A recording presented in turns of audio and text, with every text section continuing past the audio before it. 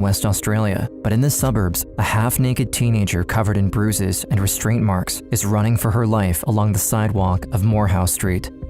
Barely alive, 17-year-old Kate Moir just escaped from the infamous David and Catherine Burney. It's pretty rare to survive serial killers. I went from being really, really scared, terrified, to being like, I've really got to do something here. Left alone by her captor for only a minute, Kate was trapped in a room with only a door and a small window, both locked tight. Knowing this would probably be her only chance, Kate attempted to force open the window. I finally got up the courage to check the window to make the noise that was needed to break the lock. After jumping down and landing violently on her head, Kate was concussed and had a hard time getting her footing, but managed to painfully walk to the house next door. Knocked on the door, no one home. I'm hysterical. I'm crying and laughing at the same time. Next house, no one home. Next house, no one home. Went to their back fence, hurdled their back fence, got attacked by a black dog. As she fought off the dog behind the fence, Kate couldn't help but imagine her captors down the street, looking for her. Once she successfully crossed the backyard, she noticed a man smoking a cigarette outside of a store. Running like she had never ran before, Kate reached him in seconds. I ran up to him and said, I've been please take me aside and call the police. Were you thinking at this point that she might come after you? Absolutely. Why do you think? That's why I said if a woman comes here and says I've had a fight with her, that I'm her daughter, don't believe her. Can you please call the police?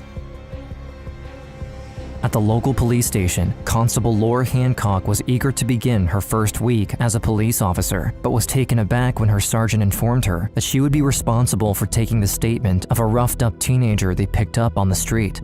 When Kate was brought, that was my first panic, because this is going to be the first statement I've ever taken as a police officer per se. Kate was hectic, insisting that her story was irrelevant, that the couple who kidnapped her were serial killers, and that the police should be outside looking for them, not wasting their time questioning her. Obviously, at the time I met Kate, what she did say to me, she believed that there'd been others and that they had died, and she was going to die.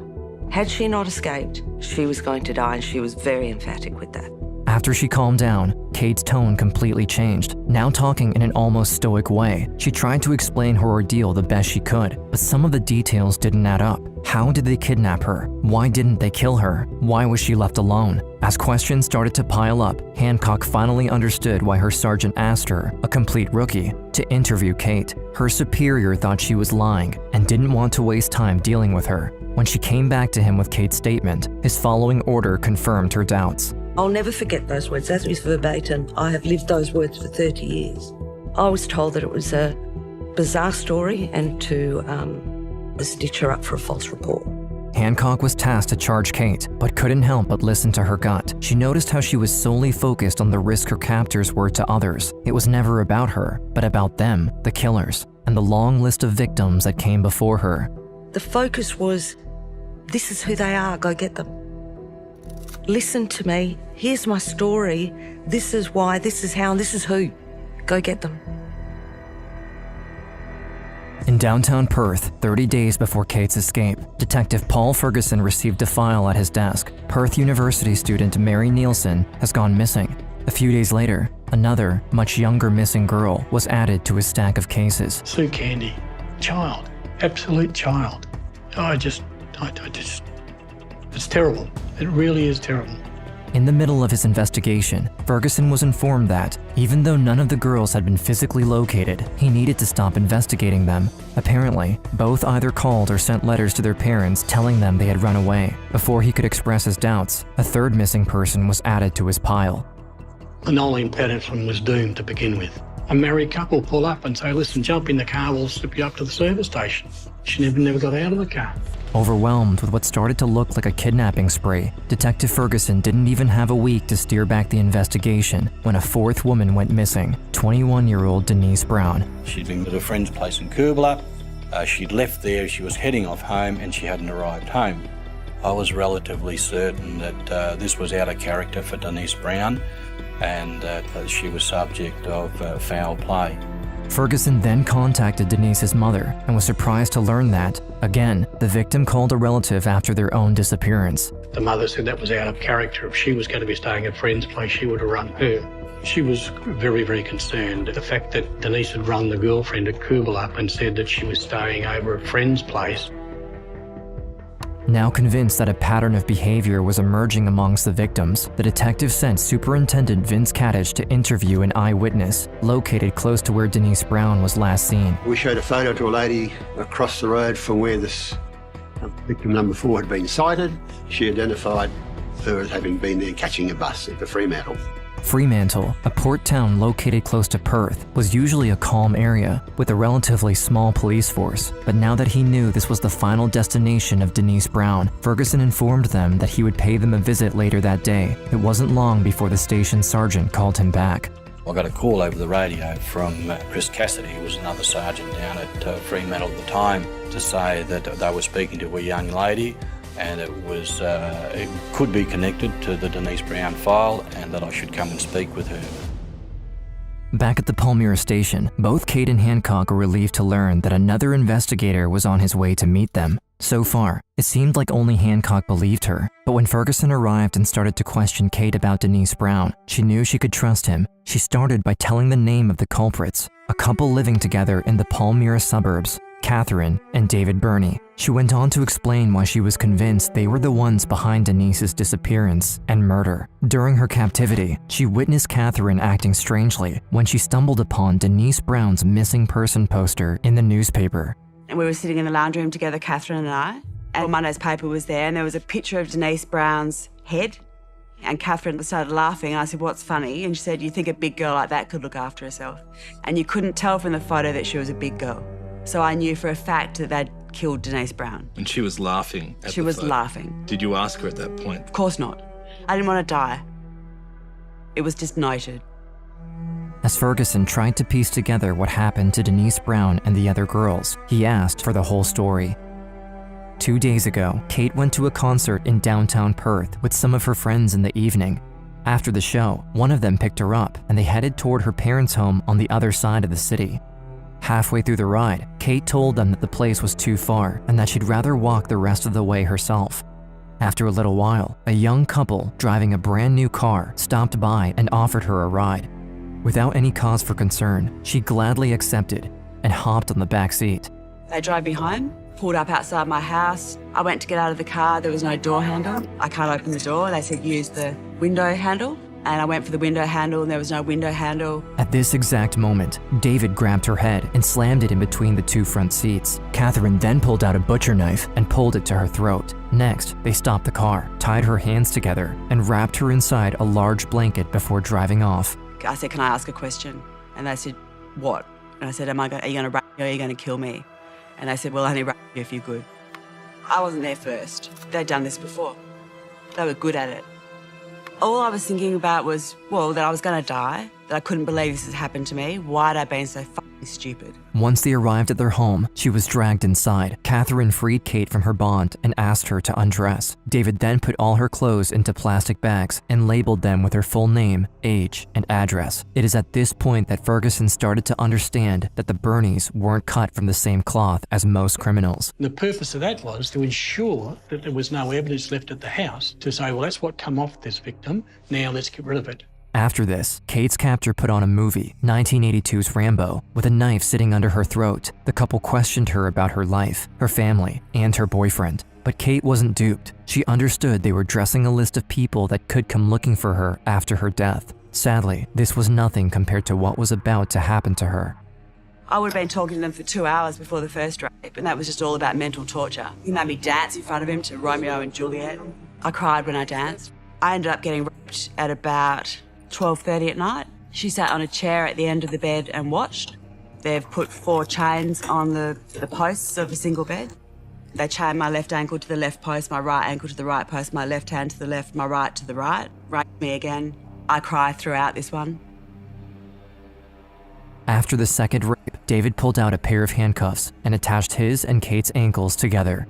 Gives me a couple of sleeping pills, tells me to have them and go to sleep, so I put them in my mouth under my tongue. I then take the sleeping pills out of my mouth, hide them under the mattress, and spend the whole night going, I'm in a fucking nightmare. Paralyzed by fear, Kate was convinced that if she fell asleep, she would never wake up. So instead, she started to scheme. During the past evening, Catherine kept making fun of the other girls, calling them names and laughing out loud. It only took Kate a minute to realize that the people she was referring to were probably her past victims. This led her to believe that she would probably be murdered at some point during the next day. But she had an idea, not an escape plan per se, but rather a way to make sure she could eventually come back at them, even in death. People react differently with fear, but hers was really, you won't get away with this, whatever you end up doing with me. So she made a calculation that if the worst happened, she'd still get her revenge from beyond the grave. Yeah, someone's going to know. Someone will find out.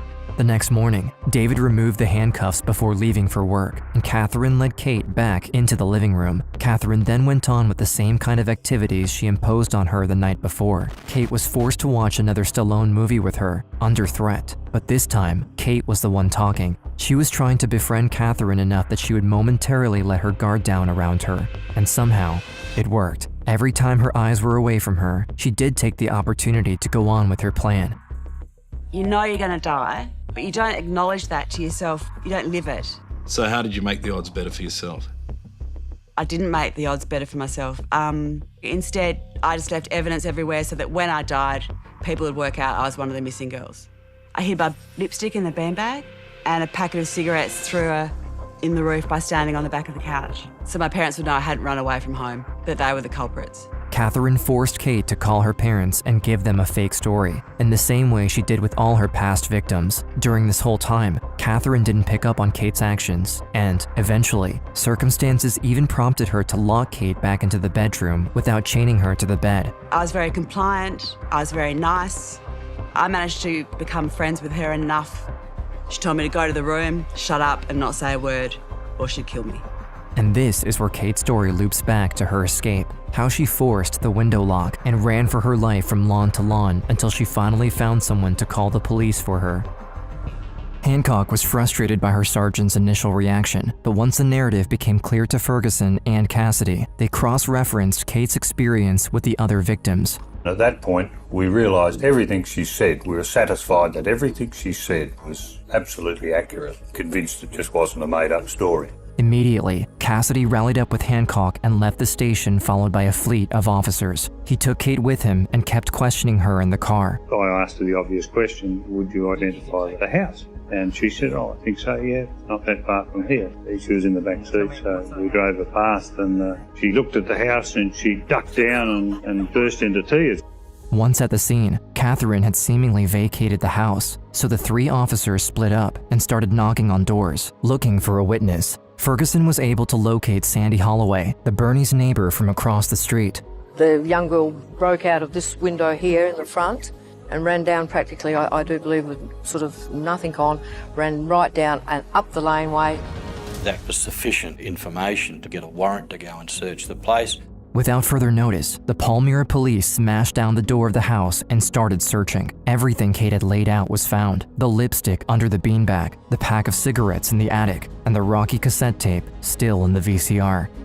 She said that she was given a sleeping pill, which she spat out. That pill was in actual fact found on the floor in the bedroom. She said that she had been chained up and the locks had been used and there was numbers on the locks. We found some chains and some locks with numbers on them. As the police were investigating, Catherine Burney returned to the scene with bags of cleaning supplies in her hands. Once she noticed the officers, she started to run, prompting them into pursuit. Quickly enough, they grabbed her and brought her back to the house. She wasn't surprised to see us. She was quite aggressive, and she was told that we were making inquiries in relation to a young lady who had been reported to us that she had been abducted and held captive in her house. She denied any knowledge of it. She told us that she lived at that address with a male person by the name of David Burney. David Burney worked at a wreckers yard, and a couple of people were then sent out to speak with him and bring him back to the office. Now in custody, the couple was separated. David was sent to Perth with Ferguson and Vince, while Catherine stayed with Cassidy and Hancock in Palmyra. As Ferguson interviewed David, he noticed how weak and feeble he behaved, something Superintendent Vince Kadich was quick to latch onto. And he looked at me and then he looked up at Vince and he said, "Can I speak to Kathy?" When he said that, I thought that, gee, he's right on the edge. He wanted confirmation from her to be able to go further. Vince, who was standing behind me, looked down at David and said, "Come on, David, come on, how many is there?" And he looked at Vince and he said, "There's 4." And he named the 4 girls. Mary Nielsen, Sue Candy, Nolan Patterson, Denise Brown. Back in Palmyra, Cassidy was facing a literal wall. Catherine knew her rights and refused to speak a word without the presence of her attorney. But this only lasted until his colleague informed her of the development made on David in Perth. In an attempt to clear her name and carry David's through the mud, Catherine started speaking. And from that point on, it was just a dam broke. She went right through the whole story and just directing us to the bodies and as to who they were. But the detectives knew she was lying. Through Kate, they had the entirety of her crimes on file. They knew she was the one who chose the victims, the one ordering David around during the assaults, and that she took notes of her victims' reactions while her partner raped them. Make no bones about it. Kathy Burney was the puppeteer. David Burney was the puppet. Kathy Burney orchestrated and controlled that situation.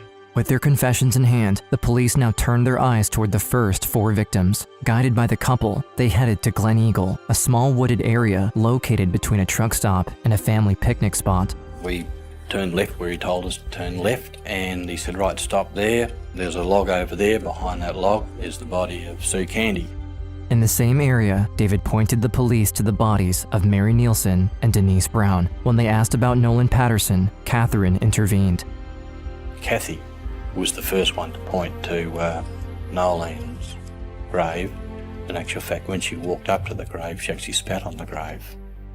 The next month, both David and Catherine were sentenced to life without parole. But even after their incarceration, something wasn't quite right. Ferguson and the Perth police reopened several of their cold cases in an attempt to compare the information they had with the now established MO of the killers. I'm very firm on the belief that certainly David was involved in the death of several other young women. Kathy, I believe, has a knowledge of those deaths if she was not involved in them. 3 cases in particular, one involving a girl as young as 12 years old, resurfaced as being probably committed by either David, Catherine, or both.